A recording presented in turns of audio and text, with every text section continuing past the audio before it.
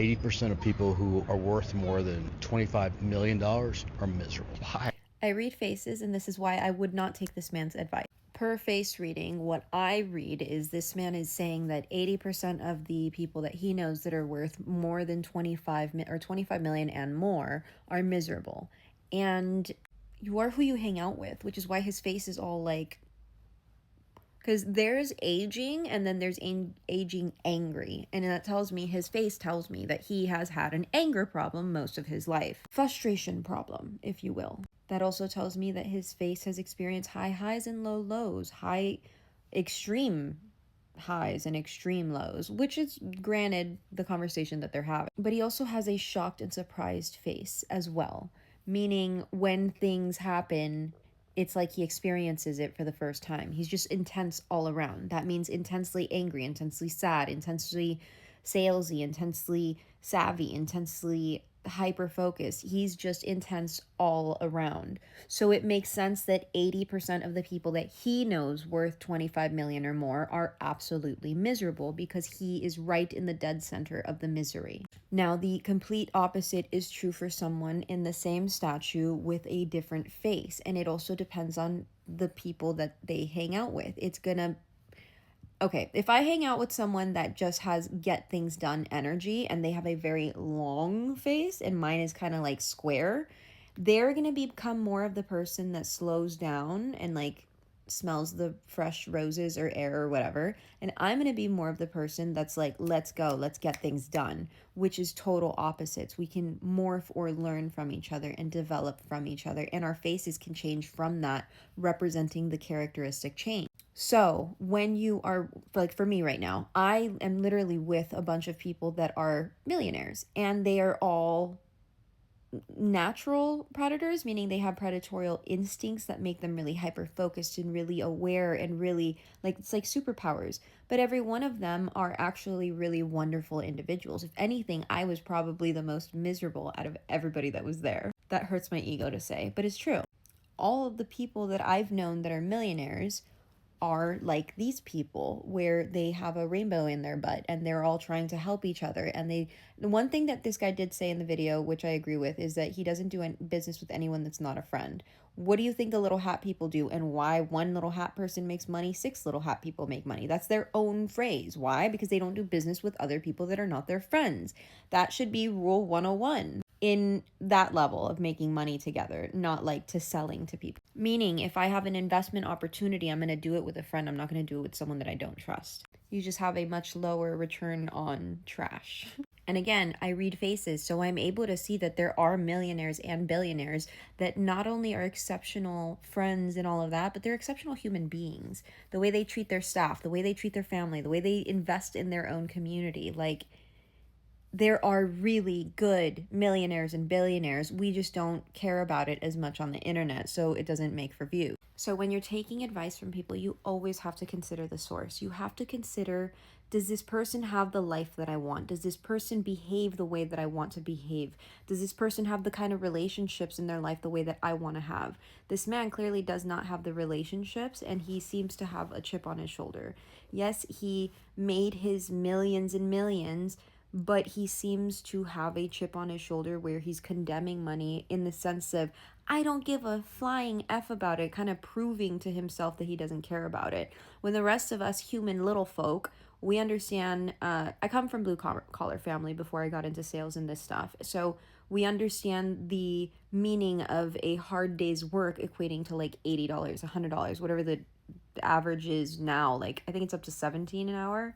Yeah, at least in LA. Anyways, just off of face reading alone, I can tell that he's had a harder life, but he's made it hard. So he fed off of the roughness, like gotta be a man, gotta be alpha, gotta do it the hard way, gotta do it the strong way. And his skin and everything has really, it shows the roughness, and our bodies develop this. So that's one aspect. But when he's doing the entire interview from a micro expression portion, so this isn't even just face reading, the way that he was enunciating, like if he was in pain when there were certain questions asked, tell me that he is in proving mode, meaning he's trying to prove to himself and the internet and whoever apparently is watching that he doesn't give an F about money. That's fine and dandy now that you've made millions and you learn that lesson. For the rest of us normal folk, Money is not the root of all evil. It is the equation to financial freedom, to familiar freedom, to being able to take your family to South America if shit goes down here, being able to go to France for cheesecake. Like, that is what money gives you. So this illusion that it's evil, this illusion that people that make money are evil, is a way for you and I to become and stay small and stagnant and not believe there's an easier, softer way. And yeah, I know people are going to be like, oh my God, but it is hard.